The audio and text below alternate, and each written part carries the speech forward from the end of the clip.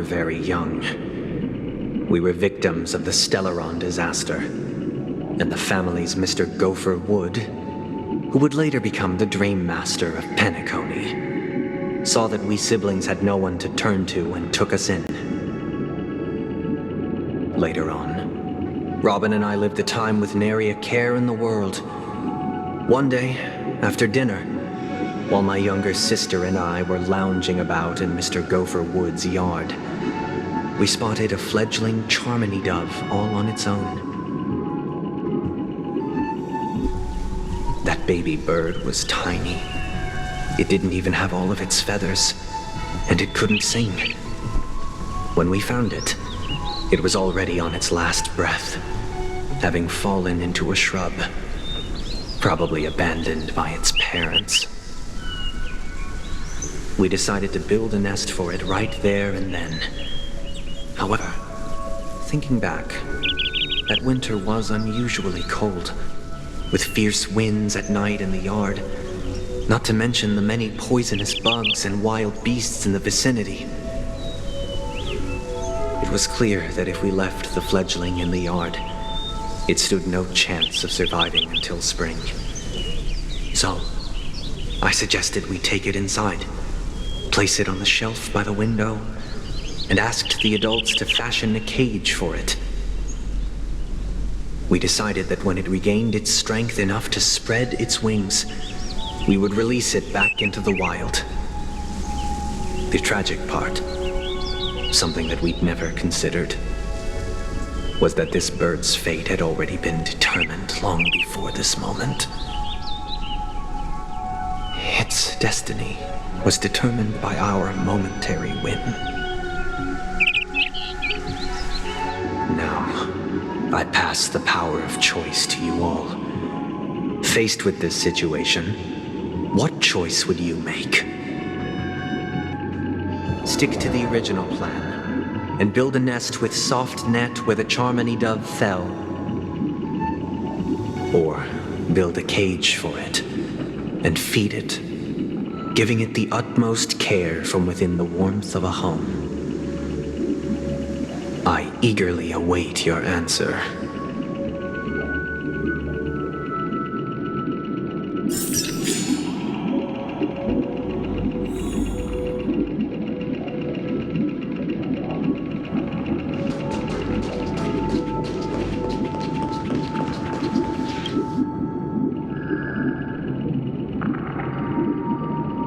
Interesting. Since you've made up your mind, allow me to reveal what fate this choice will bring to the fledgling.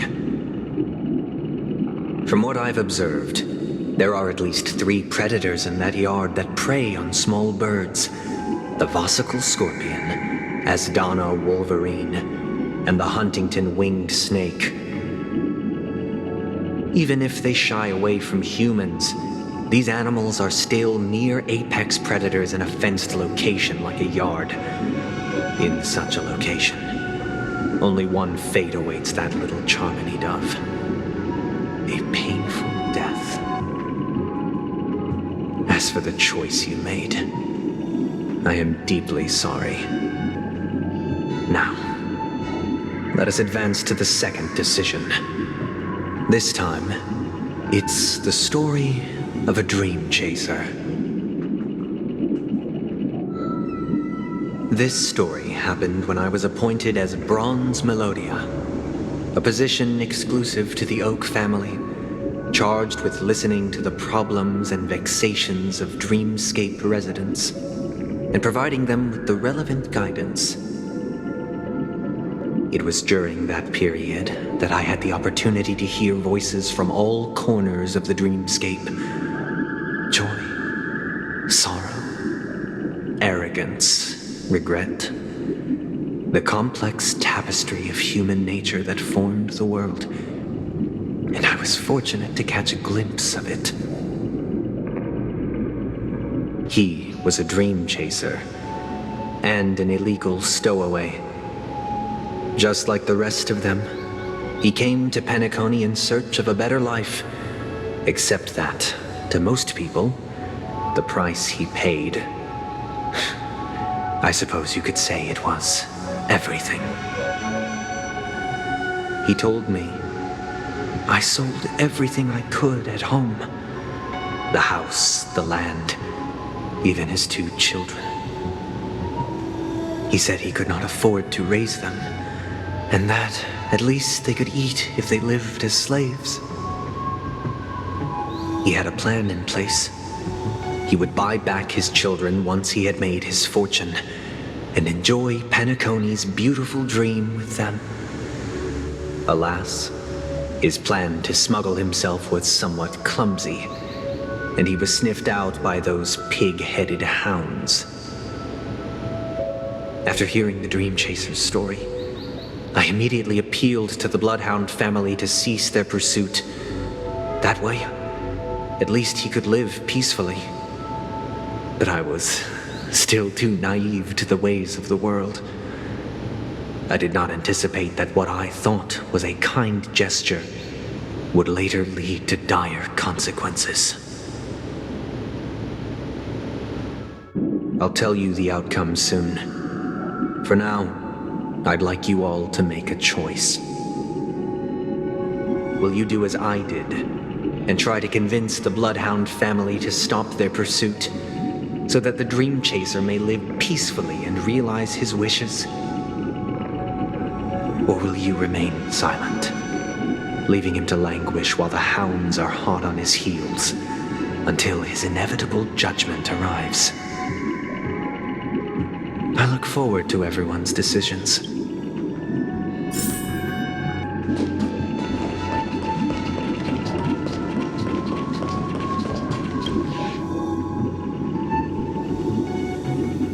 It seems you, like me, are pondering whether a different choice could have led to a better outcome.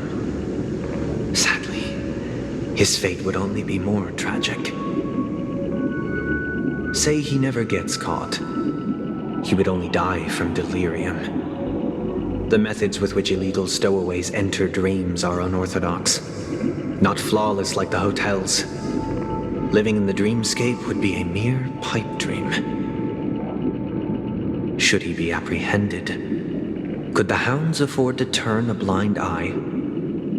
The answer is a definitive no.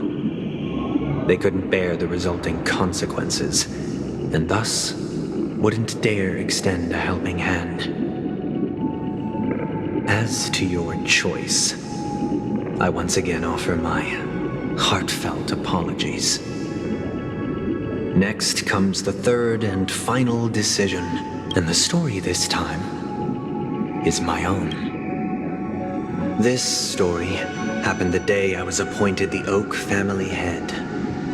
At that time, Mr. Gopherwood was the current Dream Master, and as per his wish, what surprised me was that the Dream Master had only come to deliver a letter to me. He let me read its contents, and it was a letter from my sister. The letter contained the usual pleasantries, anecdotes from her travels, nothing out of the ordinary. Just as I started wondering how this letter related to our discussion, the Dream Master began to speak. Do you know who wrote this letter? My sister, of course. But why would you personally visit me to hand me a letter from my sister containing mere trivialities? To help you grasp the full scope of this issue. Do you know where Robin is at this moment? From what the letter indicates, she must be in Caspelina 8, correct? She's touring there right now. Correct. Has she mentioned anything about a stray bullet? A stray bullet? What? A war has broken out on that planet. It is because of this very reason that Robin chose this destination. To spread the word of the harmony and to save the lives of that planet she personally made for the front lines. She hoped to ease the people's suffering with song and was willing to brave mortal danger to deliver the IPC's medical supplies. Unfortunately, stray bullets show no such compassion. Is she all right? If the operation was successful, she should probably be recovering in the field hospital. By the eon above, the bullet struck her neck directly, yet possibly as a reward for her consistent deeds of harmony. It didn't hit any vital arteries. Once you've attended to your outstanding tasks, it'd be advisable to write her back as soon as possible. Those damned savages! I'll pack my bags right away. My gratitude for bringing this to my attention, Mr. Gopherwood. Now you understand why she always wears such elaborate neck ornaments, don't you? How could this happen? Miss Robin. It's all in the past, so please don't worry. I share this in the meager hope that you will understand the Harmony's limitations and predicament. As grandiose as the strong defending the weak sounds, many times, it is nothing more than wishful thinking. Likewise, I've prepared one last question, one last choice. But rest assured, this choice will not have any grave consequences. Because this is merely a figment of imagination, a nightmare that has haunted me through countless nights. If you ever had the opportunity to make a choice like I did, would you still support Robin's journey on the path of harmony?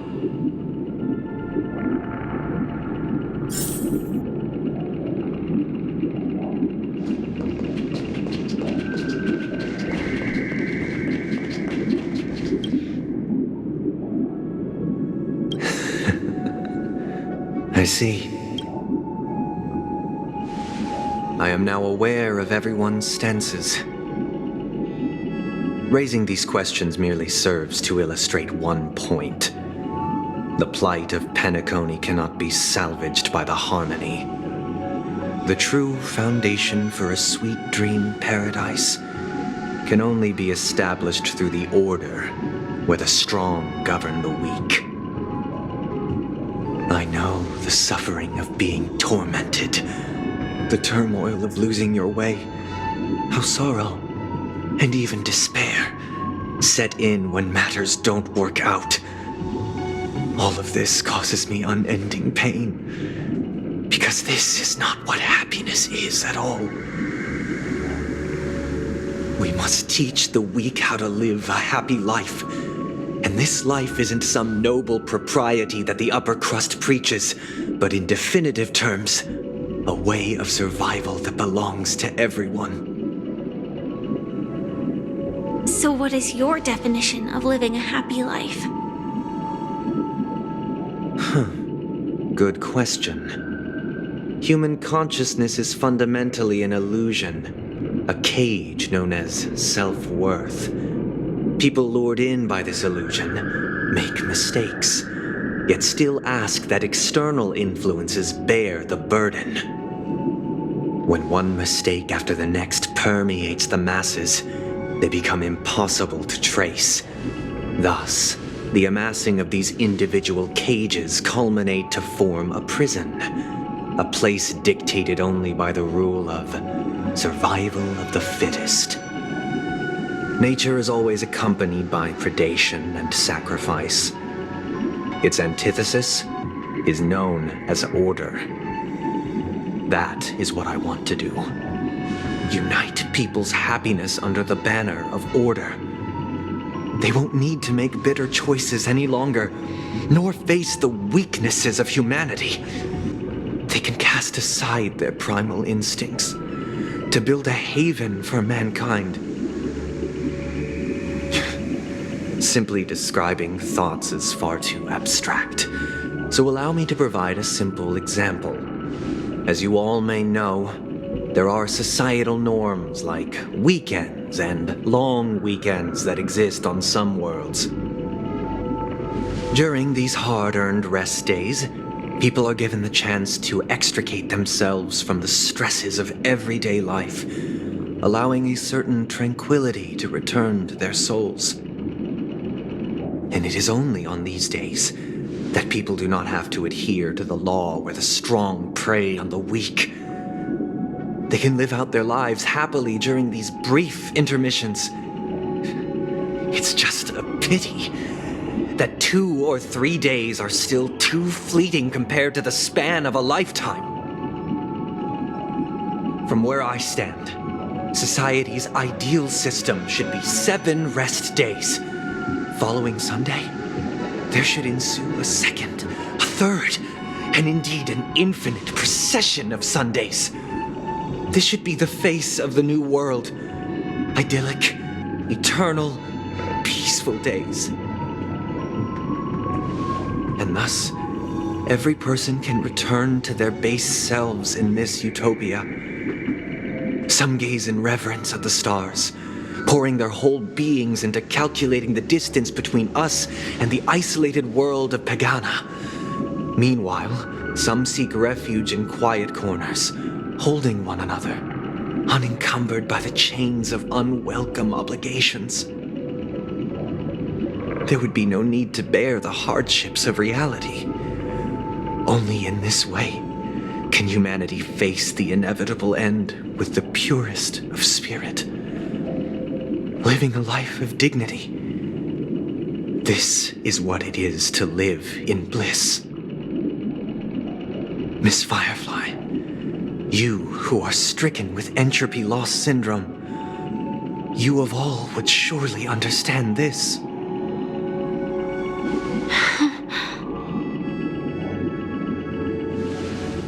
It sounds like a flawless theory.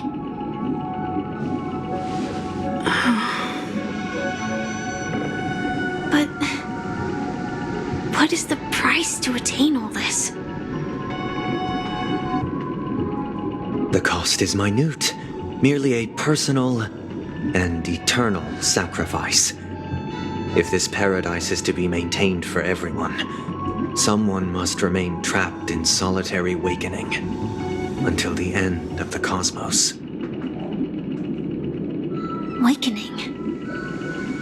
Which means that this so-called paradise is still a dream.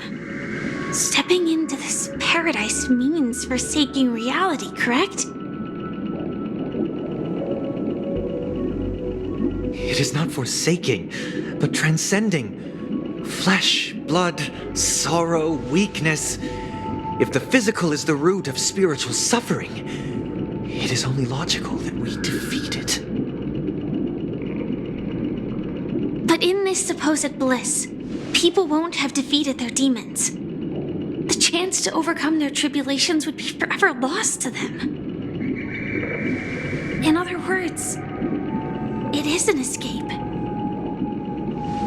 That's another way of understanding it. But there is no shame in escape. On the contrary, the seeds of escape exist in everyone's hearts. Don't you agree, Miss Firefly? And as for why life slumbers, it is because we are afraid to awaken from our dreams. But this is not in conflict with the grand plan. Only in acknowledging this can we truly understand the frailty of human nature, and from there, show compassion and protection.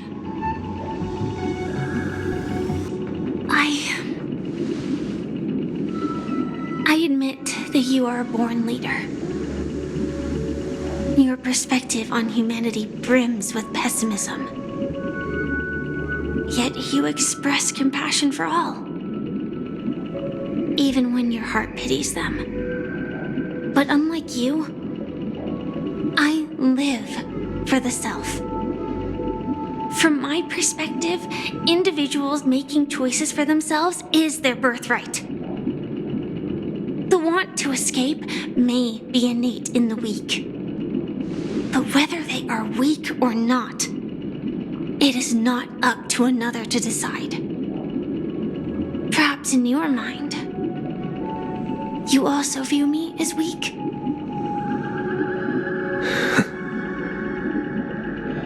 Because I don't think so. Since Miss Firefly has said her piece, the Astral Express will also naturally give you our answer. We'll leave it to you. Just as Mr. McHale instructed before. Tell him our choice.